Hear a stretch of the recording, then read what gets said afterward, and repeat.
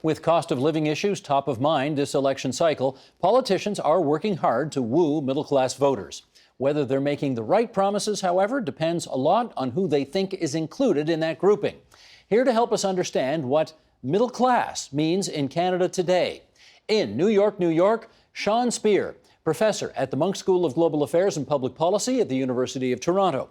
And here in our studio, Trish Hennessy, executive director of the Upstream Institute, and Miles Korak, professor of economics with the Graduate Center at City University of New York in Manhattan.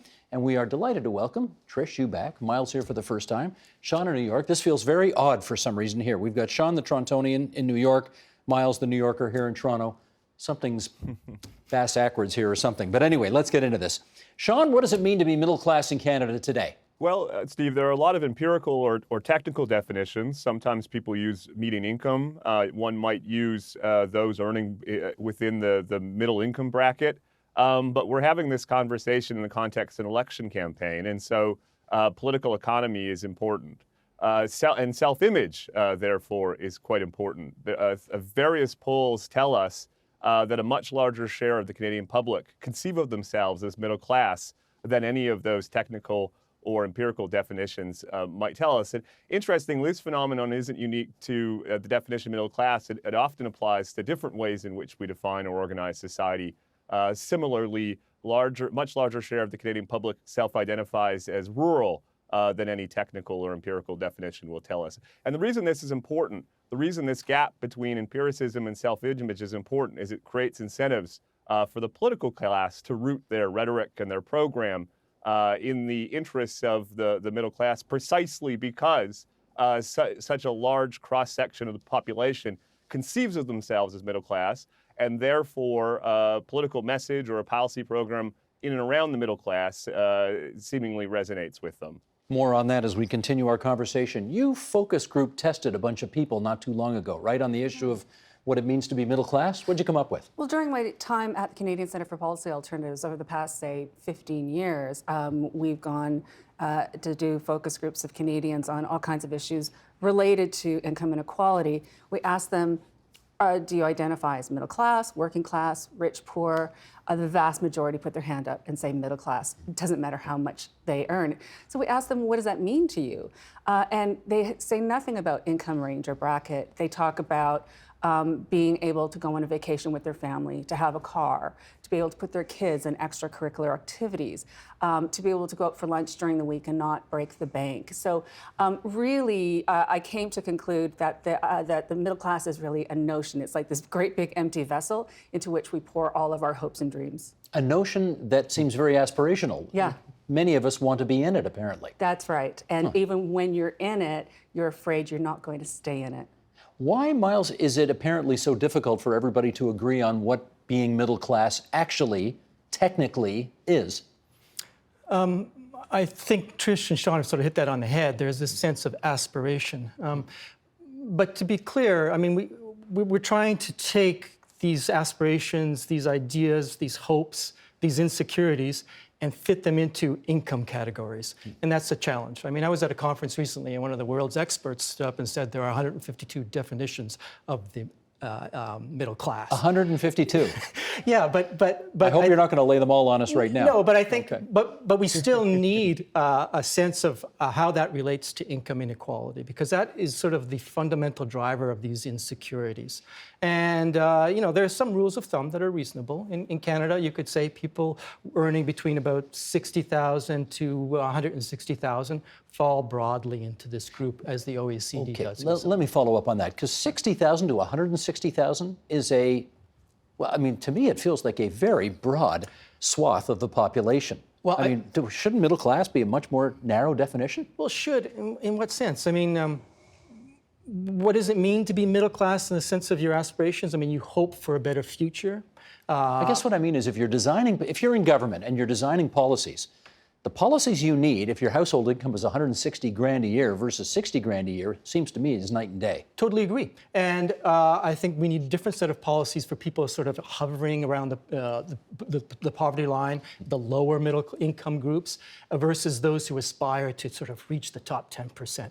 So even though we talk about the middle class in these sort of homogeneous entity, it's not that at all. Sean, can I get you to follow up on that in as much as if you're a policy designer and you're trying to figure something out for somebody making middle class wages and you think that might be $60,000 a year, but it might actually be $160,000 a year, how do you do that job reasonably well? Well, one of the challenges, Steve, is that this focus on the political class, the incentives that I mentioned earlier that are causing our political parties to, in effect, compete for middle-class voters using this expansive definition. One of the concerns is it causes us to neglect those in our society who we ought to be paying the most attention to. Those, as Miles says, are hovering around the poverty line or who find themselves in lower middle class circumstances. I think we actually do need to step back and have a much narrower focus on the middle class because a policy agenda for people, as you say, making $60,000, a household with $60,000, those circumstances are much different than those making $160,000. And yet the various political parties in this campaign thus far, because they've taken such an expansive view, I think are competing for people with scarce public resources that really ought to be dedicated much more directly to those who find themselves in more difficult circumstances. So it's just one of the consequences of our political class's instinct to focus the policy agenda in and around the middle class. At the risk of being crass here, though, Trish, middle class voters vote more than people of lower income means. And therefore, I guess we shouldn't be surprised that politicians are talking overwhelmingly about policies meant to attract the middle class vote as opposed to the lower income vote. Fair to say? Maybe there's a correlation there. We're not talking enough about the people in the bottom 30% of the income spectrum. We're in an election where they're talking about middle class affordability, but if you're making less than $40,000 a year in Canada, affordability means, can I actually pay the rent? Can I buy food? Like really existential stuff. And that's one of the problems I have with talking only about the middle class. It can suck a lot of the air out of the room.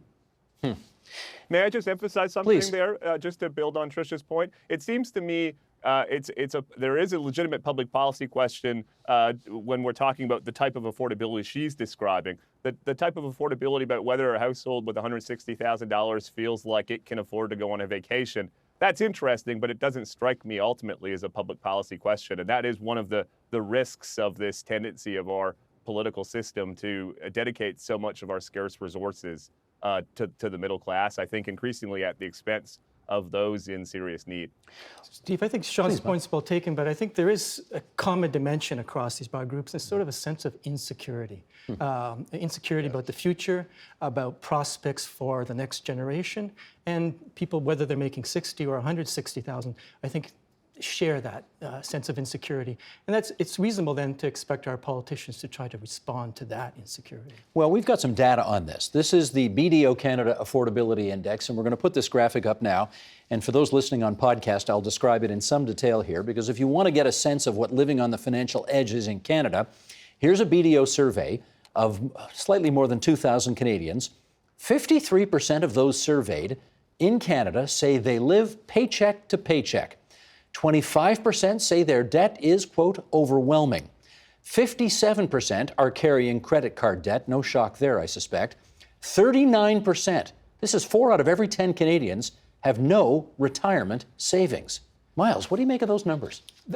That's spot on. I don't know what the source of that is. I'm BDO sorry. Canada Okay, Affordability Index. But you can look at StatsCan numbers and find the same sort of issues reflected in them. I think 50% of Canadians if they lost their job or they had an income shock of some kind, couldn't keep themselves above the poverty line for more than 3 months. They wouldn't have enough liquid assets to do that. So it's that sense of insecurity that I think I'm talking about that's really sort of the commonality. And it's sort of the underlying drivers of how work is changing and the prospects for the next generation that really, I think, driving this thing. Trish, given these numbers, what does this say to you about the notion of how well the economy is or is not working for most people in this country? I think a lot of the research shows that Canada's economy is being restructured. The labor market is changing. Very few people can expect a job for life anymore. And that was part of that middle class deal. You could have a job for life, company loyalty. You could plan on getting that gold watch in retirement at the end of your lifespan.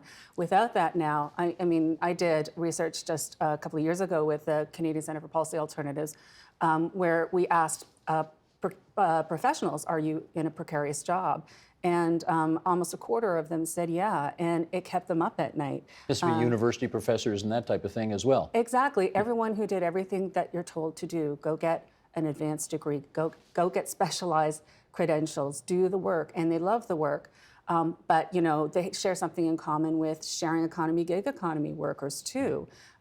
They may not have benefits covered. They might not get paid if they're sick, and so they keep working anyway. And these are policy issues that I would really like for us to be talking about in the middle of a federal election, because there are some public solutions like pharmacare, dental care, public pensions that we could be talking about. Sean, if half the people surveyed say they are living paycheck to paycheck, what does that say to you about how well the economy in this country is working? Well, it's certainly true that we are experiencing secular trends in the economy that are producing some of the bifurcation that Trish and Miles are talking about. The political class in this campaign is using affordability as shorthand for those secular trends, Steve. And the trends I'm referring to is the transition from a goods-producing economy to increasingly a service-based economy or knowledge-based economy, or what some call an intangibles economy. The political class either doesn't want to have that kind of sophisticated conversation or doesn't know how to respond to those trends. But it seems to me those trends are at the root of some of the insecurities that Miles is talking about.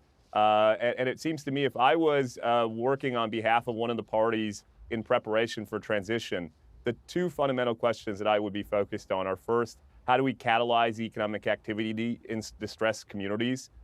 Because of the increasing concentration of economic activity in our major and urban centers. And then the second is, what can we do to create work and opportunity for particularly men without post-secondary qualifications? For most of this century, Steve, the natural resource sector in general and the oil sands in particular have hoovered up a lot of male workers without post-secondary qualifications who've experienced serious labor market dislocation in other parts of the world. But we've been protected by and large because of the role of the natural resource economy. So much so, for instance, that in the province of Alberta, the income gap between those with post-secondary qualifications and those without actually converged for most of this century, unlike elsewhere in the country where the market is increasingly screaming at the top of its lungs for educated workers for credentials. So that's a long way of saying I do think that the secular trends that are putting people with certain aptitudes or skills or credentials increasingly at risk is something that we won't get in this campaign, but really strikes me as the most important political economy question facing our society. You used an expression there. Let me just do a quick follow-up with you, Sean. The intangibles economy. Must confess, I haven't heard it described that way before. What do you mean by that? Well, we used to have an economy, Steve, a goods-producing economy, where most of the economic output was in making things. And increasingly, that's not the case. The service-based industries represent about 75% of Canada's economic output. And increasingly, intangible assets, think intellectual property or data or brands. This is where most business investment is being directed. And so the efficient allocation within the market is increasingly in this direction. And for those who, like us, who can participate in the intangibles economy, it's great. But there is a share of the population for whom that is not an option. And it seems to me this is where, not just in the current election campaign, but for the foreseeable future, where our policy focus is going to need to be. And what's interesting, I think, just in sum, is I think there's actually growing convergence across the ideological spectrum about how government can design policies that reflect these trends. Trish, we don't have anything like the oil sands in the province of Ontario, so nothing that would be able to keep people with post-secondary degrees and say 30, 40-year-old men with high school only earning roughly the same thing. This intangibles economy, does that kind of describe where we're at now? I really like that terminology. I think it's a good one. But more and more, I'm actually interested in questioning our approach to economic development and what our measures of success are. GDP growth. Well, the GDP could be growing, but if it's leaving an entire community behind, and we have no answers for that, then that's not the right measure. But an inclusive economy would look at economic development differently and look at, like London, Ontario is on the precipice. It could go either way. It's a community in economic distress. What if we looked at those public anchor institutions in that community and said, what do we look about, community benefit agreements if you're building a new hospital or a new bridge like they're doing in Windsor, and leading the way on a living wage, and maybe looking at hospital procurement plans so that that money could employ people who are vulnerable on the margins, and that's more than just men, working age men. Although that is part of the story, part of what gets pushed out or whitewashed when we talk about middle class angst and affordability is the economy doesn't work and recognize the credentials and skills and experience of immigrants and refugees, for instance. Miles, I gather that part of your work involves studying whether the next generation does better than the previous generation that came before it.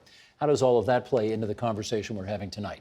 I think that's a big issue here. So the sense of fairness, as Trish said earlier, many people feel they've done everything they can. They've done it right. They've fostered education amongst themselves, amongst their kids, and they want to see their kids treated fairly and move up in the socioeconomic ladder. In Canada, overall, countrywide, about 55% or so of children are making more than their parents did when they were the same age as their kids. And that's sort of flatlined. It's obviously it's hard to sort of go back too far in this, but I suspect for the baby boomer generation, much larger fraction were making more than their parents. Okay, let me follow up on that. If 55%, would you hope that obviously everybody hopes that number would be higher, but in terms of whether or not the economy is achieving what it needs to achieve for this next generation coming up behind us, is that an adequate number? It's much lower than many European countries, and it's just sort of hovering around what's happening in the United States. If you sort of look forward, you think the prospects are even going to be bleaker. As I say, it's hard to predict these things. But in the past, for example, when Toronto was sort of a pole for growth, I like this term that Trish used, inclusive growth. And one of the regions with the highest degree of upward mobility is actually York. York region. York region. Just north of here. Yes, because the people there were growing up near this pole of growth and able to ride this wave that Toronto was in the 80s and 90s and early 2000s. I suspect Toronto will know more because inequality has sort of polarized this city in a big way. The housing market's changed very much, and that kind of building up of assets was an important way of getting ahead. So I think, and then the other thing is I've seen studies that have sort of pointed out a larger degree of an intergenerational cycle of poverty. So it's sort of escaping the bottom is harder now than it was in the past. Let's get into some conversation here now about whether or not what the parties have on offer actually speaks directly to the issues that we've been debating here tonight. There have been all sorts of issues on the table, from tax cuts to universal pharmacare to cheaper cell phone plans, to taxing the rich even more in order to redistribute that income into helping lower income people. Sean, to you first. Do you get the sense that these promises are actually hitting on the nose the anxiety being felt by Canadians today? I think by and large the answer is no. They're responding to symptoms, I think, of the the larger sense of insecurity that Miles and Trish have been describing. And there are some exceptions. I think the career insurance benefit that was embedded in the Liberal platform at least seems conceptually interesting. The same goes to a commitment around a new guaranteed income for parents with infants that would, in effect, seemingly work like a de facto baby bonus. These would be exceptions to the rule, not the rule.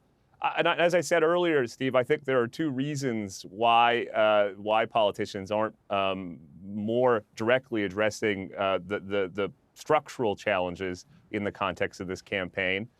The first is, regrettably, election campaigns have not tended to be instances where we're having big debates. They tend to be much more micro, and in the increasing role of social media in campaigns has only emphasized that tendency towards the micro. The second, more fundamentally, is I think we still don't know what precisely to do. We're increasingly observing the impacts of the transition from a goods-producing economy. We all recognize the need to create what many American economists, including some I know that have worked with Miles, have described as good jobs. And the truth is, we still, I think, are searching for answers. We recognize that this bifurcation in opportunity and outcomes is occurring. We know how to solve for the distributional issue, but how we create expanded opportunity, particularly for people without post-secondary qualifications in our economy, I think that remains a work in progress. Trish, it was about 26 years ago that the then Prime Minister Kim Campbell famously said that election season is no time to have a conversation about serious issues. She got excoriated for it, but in some respects, you know, once the election's called, the circus comes to town in a very real way. And you know, campaigns can be about issues, but they can be about a whole bunch of other stuff as well. All of which is me getting around to the point of asking you, this sort of menu of different policy pronouncements that all of the parties have put forward, designed to get to the root causes of what we're talking about today, is any of it any good? Well, I think the retail politics approach to elections, which is what we've been seeing over the last 20 years, and increasingly so with wedge issues and with the rhetoric around affordability for the middle class and trying to make sure that you get ahead, I think that diminishes us all. It reduces the conversation to me and mine and what's in it for me. It reduces the role of government to an ATM cash machine. I'm going to give you tax breaks. You know, you're going to get more money in your pocket. When we think about the post-World War, post-Depression era in Canada, we started to demand better of our governments. And it wasn't just for me and mine. We wanted to build a Canada that was more inclusive. And so we created a social safety net. We built new public services. We regulated the labor market. All of these things interacted to help build a middle class, the very middle class that today feels like we're losing ground. And so I think it's time for us to think big picture and collectively, and that bigger role that government can and should play in our lives. And really quickly, specifically, what are the three main things that you think a household is what makes a household sweat bullets at night? The cost of housing, cost of childcare, and if you're young, you have to go to university or college. That's the ticket in, and you're leaving there often with a student debt the size of a mortgage down payment. So let's talk about those three things. Well, and let's add a fourth to the list, retirement as well. I have heard virtually all the parties, Miles, have something to say. You can argue about, you know, whether it's enough or specifics and so on, but they've all had things to say about all four of those issues. So are they not doing what we need and expect them to do during this campaign? I think they are. I'm just wondering if we're becoming a little bit too cynical here.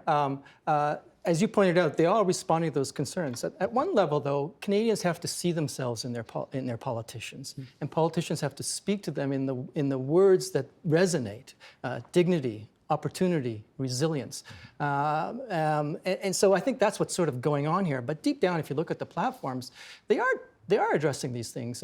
For example, the Liberal platform talks about income contingent student loans, where you only have to start paying back your loan once your income goes above $35,000. I've heard this discussed for 25 years, though, and nothing ever seems to happen on it. Oh no, that's just not so. Not the okay. No, that whole file has moved a lot. Well, it moves back and forth, but to say nothing hasn't happened. Okay, maybe I'm exaggerating. I do remember Mike Harris 25 years ago campaigning for this, saying, I need the federal government to give me the right to have income contingent student loans, and they won't do it. Well, that was 25 years ago. Well, it's on the table now. The other thing that's important here is we really aren't speaking about inequality in the sense that the federal government can do something about. I mean, there's time to really think through our tax system and how it works.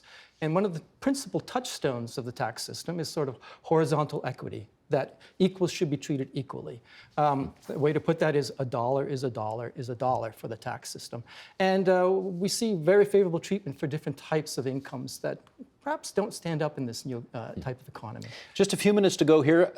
Sean, let me get you on this. Do you believe that you are hearing policies from all of the party leaders that go some distance towards easing the anxieties people feel on the issues that we've been discussing? As I said earlier, I think by and large the answer is no, and part of it is because of this emphasis on our conception of the middle class. Trish talked about access to university college, and all of the major parties have put out proposals including free tuition and more generous tax preferences and student grants and so on. But the truth, Steve, is there are 6.7 million working Canadians between the ages of 25 to 64 without post-secondary education, and that includes the trades, by the way. And even amongst our younger cohort, even with greater access, the share of the population without post-secondary remains about 30%. I would argue this is the least represented group in Canadian politics, and the most vulnerable in light of the economic trends that we're describing. And it seems to me if we were going to focus a policy agenda on those most in need, those most at risk, we would be spending a lot more time talking about those without post-secondary qualifications and how we can create the conditions for them to find work and opportunity in an economy that increasingly places greater and greater value on credentialization and less value on the types of aptitudes and skills and credentials that form the basis of full economic participation only several decades ago. Trish, I got 20 seconds left. You want to respond to that? Yeah, I mean, the conversation we should be having is how are we going to reduce income inequality in Canada? It doesn't go away on its own. And that's part of what's making everyone look over their shoulders and feeling like, I might be doing okay, I might make it, I might have a pension, but my kids and my grandkids probably won't. And where's that hope? And what's the conversation that we need to have that we aren't having there? And I think that is bigger than affordability for the middle class. I want to thank the three of you for coming in tonight and putting this on at least our radar screen and hopefully beyond that as well. Sean Speer from the Munk School of Global Affairs and Public Policy out of New York City. Miles Korak, Professor of Economics with the Graduate Center, City University in New York, here in Toronto. And Trish Hennessy, Executive Director of the Upstream Institute. Good of all three of you to come on to TVO tonight. Thanks so much. Thanks, Steve. Good to be here. The Agenda with Steve Paikin is brought to you by the Chartered Professional Accountants of Ontario. CPA Ontario is a regulator, an educator, a thought leader, and an advocate. We protect the public. We advance our profession. We guide our CPAs. We are CPA Ontario. And by viewers like you. Thank you.